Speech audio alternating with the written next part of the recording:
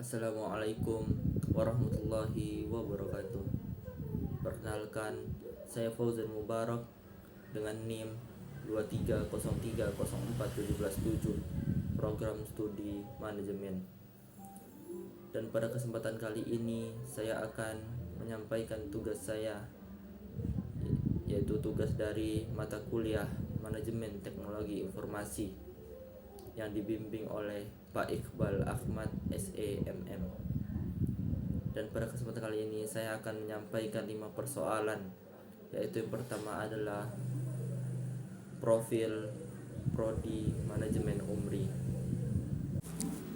Alasan saya memilih prodi manajemen adalah saya suka matematika dan saya mungkin sudah ada basic dari diri saya untuk masuk ke manajemen ini. Dan setelah saya menjalankan selama hampir 2 semester ini, alhamdulillah berjalan lancar. Dan bagaimana manajemen di Universitas Muhammadiyah ini memiliki fasilitas-fasilitas yang lengkap, dosen-dosennya mumpuni, dosen-dosennya sudah ahli lah di bidangnya, dan sangat-sangat asik dan menarik. Dan yang kedua adalah pengertian teknologi informasi dan perlunya teknologi informasi dan sistem informasi. Kita masuk ke persoalan pertama, yaitu pengertian teknologi informasi. Teknologi informasi adalah penerapan perangkat keras dan perangkat lunak untuk mengelola, memproses, dan menyampaikan informasi. Ini mencakup penggunaan komputer, jaringan, dan perangkat lainnya untuk mengumpulkan, menyimpan, mengelola, dan mendistribusikan data dalam bentuk yang bermanfaat. Dan kita masuk yang kedua, yaitu perlunya teknologi informasi.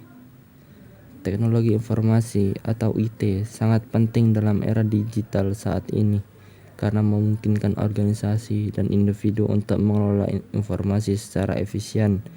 Dengan adanya IT, informasi dapat diproses, disimpan, dan diakses dengan cepat dan akurat. Ini membantu meningkatkan produktivitas, efisiensi, dan inovasi dalam berbagai bidang seperti bisnis, pendidikan, kesehatan, pemerintah, dan hiburan. Kita masuk yang ketiga, perlunya sistem informasi. Sistem informasi atau IS adalah kumpulan perangkat keras, perangkat lunak, data, manusia, dan prosedur yang bekerja untuk mengelola informasi dalam organisasi. Sistem informasi sangat penting karena membantu organisasi membuat keputusan yang lebih baik dengan menggunakan data yang relevan dan akurat. Sistem informasi juga membantu dalam mengelola transaksi bisnis, analisis data, dan pengambilan keputusan strategis dan komunikasi internal. Dan yang ketiga adalah perangkat keras komputer atau hardware dan perangkat lunak komputer atau software. Baiklah, kita masuk ke persoalan kedua, yaitu perangkat keras komputer hardware dan perangkat lunak komputer software. Yang pertama kita masuk ke perangkat keras komputer hardware. Hardware adalah bagian fisik dari sistem komputer atau peralatan elektronik lainnya. Ini mencakup semua komponen fisik yang dapat dilihat dan diraba serta fungsi-fungsi mereka dalam menjalankan tugas-tugas tertentu. Komponen utama hardware ada 5. Yang pertama, prosesor, yaitu otak komputer yang menjalankan instruksi dan mengontrol operasi sistem. Dan yang kedua, memori, yaitu tempat penyimpanan data sementara dan permanen. Dan yang ketiga, hard drive atau solid state drive atau bisa disebut SSD, yaitu media penyimpanan utama untuk software dan data. Yang keempat, motherboard atau papan sirkuit utama yang menghubungkan semua komponen. Yang kelima, power supply unit, itu mengubah tenaga listrik menjadi tenaga yang dibutuhkan oleh komputer. Dan komponen tambahan ada 3, yaitu GPU, graphic processing unit, yaitu menghasilkan gambar visual, sound card, yaitu menghasilkan suara, dan network interface card, yaitu memungkinkan koneksi jaringan. Dan kita masuk ke yang kedua, yaitu perangkat lunak komputer atau software. Apa itu perangkat lunak? Perangkat lunak adalah kumpulan instruksi yang memberitahu komputer bagaimana melakukan tugas tertentu. Ini adalah bagian penting dari sistem komputer dan dapat dikategorikan menjadi 2 jenis utama, yaitu perangkat lunak sistem atau sistem software dan perangkat lunak aplikasi atau application software. Jenis-jenis perangkat lunak yaitu perangkat lunak sistem.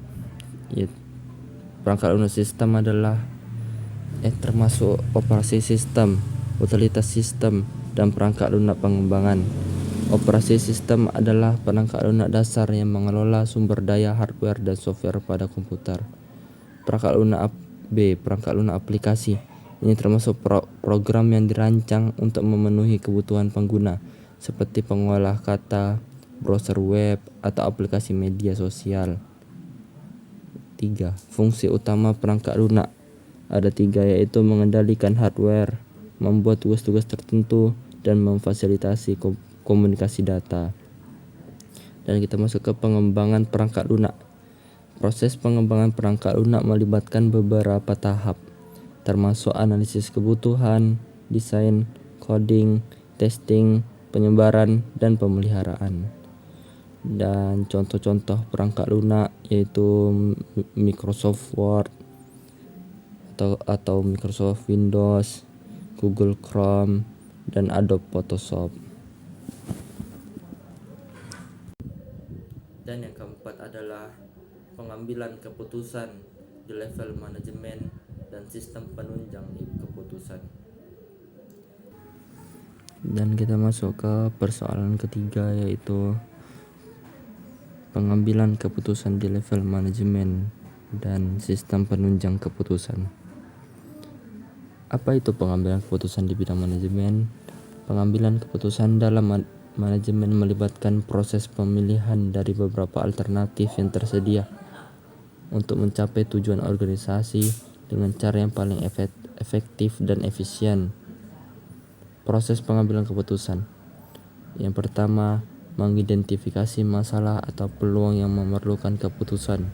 Yang kedua, mengumpulkan informasi relevan terkait masalah atau peluang tersebut.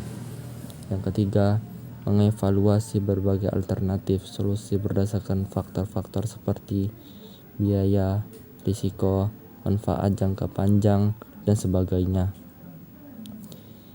Yang keempat, pemilihan alternatif terbaik, dan yang terakhir adalah implementasi dan evaluasi. Kita masuk ke faktor-faktor yang mempengaruhi pengambilan keputusan di bidang manajemen. Ada 4. Yang pertama, informasi. Yang kedua, risiko.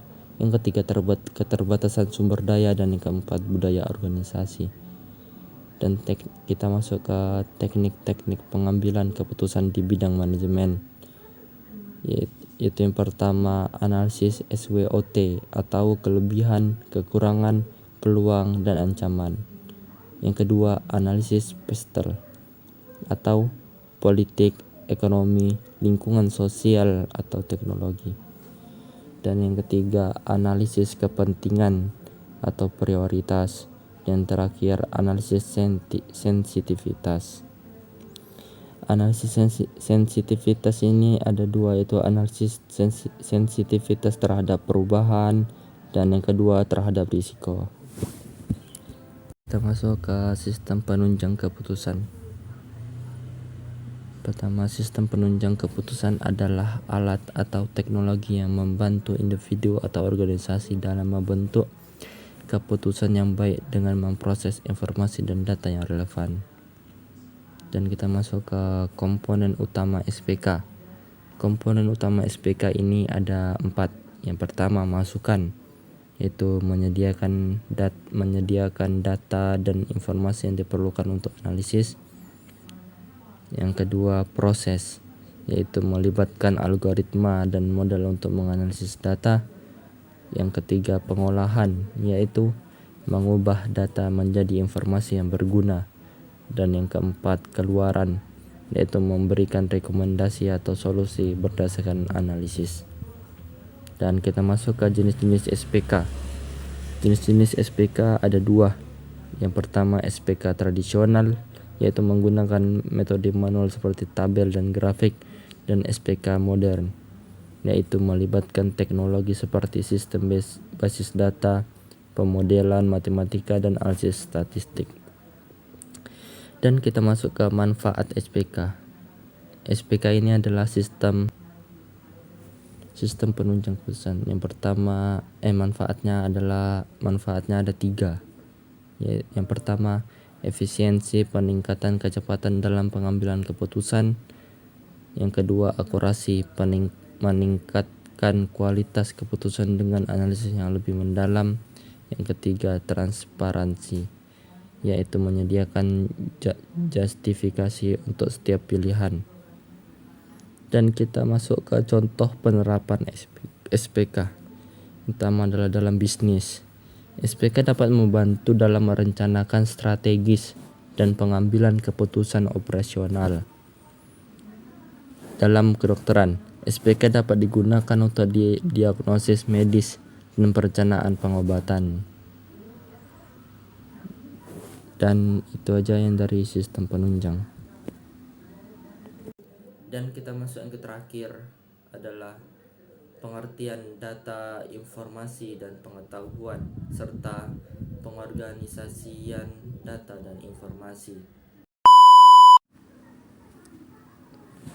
Dan kita masuk ke persoalan terakhir, yaitu ada 4. Pertama, pengertian data. Kedua, pengertian informasi. Ketiga, pengertian pengetahuan. Dan yang keempat, pengorganisasian data dan informasi. Kita masuk ke yang pertama, data. Data adalah fakta atau angka yang belum diolah dan memiliki arti atau makna tertentu. Data dapat berupa angka, teks, gambar, suara, atau video yang belum diproses menjadi informasi yang berguna. Dan yang kedua, informasi. Informasi adalah data yang telah diolah dan diproses sehingga memiliki makna atau arti yang jelas dan dapat digunakan untuk pengambilan keputusan. Informasi mengacu pada pengetahuan yang telah diorganisir dan dijadikan dalam bentuk yang mudah dipahami. Dan kita masuk yang ketiga, yaitu pengetahuan. Pengetahuan adalah hasil dari pemahaman dan pengolahan informasi. Pengetahuan adalah pemahaman mendalam tentang suatu topik atau konsep yang diperoleh melalui belajar, pengalaman, atau penelitian. Dan kita masuk yang terakhir, yaitu pengorganisasian data dan informasi. Pengorganisasian data dan informasi melibatkan proses penyimpanan, pengelolaan, dan akses terhadap data atau informasi agar dapat digunakan secara efisien. Beberapa metode pengorganisasian data dan informasi termasuk: pertama, sistem manajemen basis data. DBMS atau bisa disebut DBMS adalah sistem yang dirancang untuk menyimpan, mengelola dan memfasilitasi akses terhadap basis data. Yang kedua, sistem manajemen konten, yaitu perangkat lunak yang memungkinkan pengguna untuk membuat, mengedit, mengelola, dan mempublikasikan konten secara online. Yang ketiga, sistem manajemen dokumen, yaitu sistem yang dirancang untuk menyimpan, mengelola, dan memfasilitasi akses terhadap dokumen-dokumen penting dalam organisasi. Yang keempat, penggunaan kategori, yaitu penggunaan kategori membantu dalam mengorganisir data atau informasi berdasarkan atribut-atribut tertentu sehingga mudah ditemukan kembali. Yang kelima adalah penggunaan indeks, yaitu indeks digunakan untuk meningkatkan kecepatan pencarian dalam basis data atau dokumen dengan mencatat lokasi fisik dari setiap entitas penting.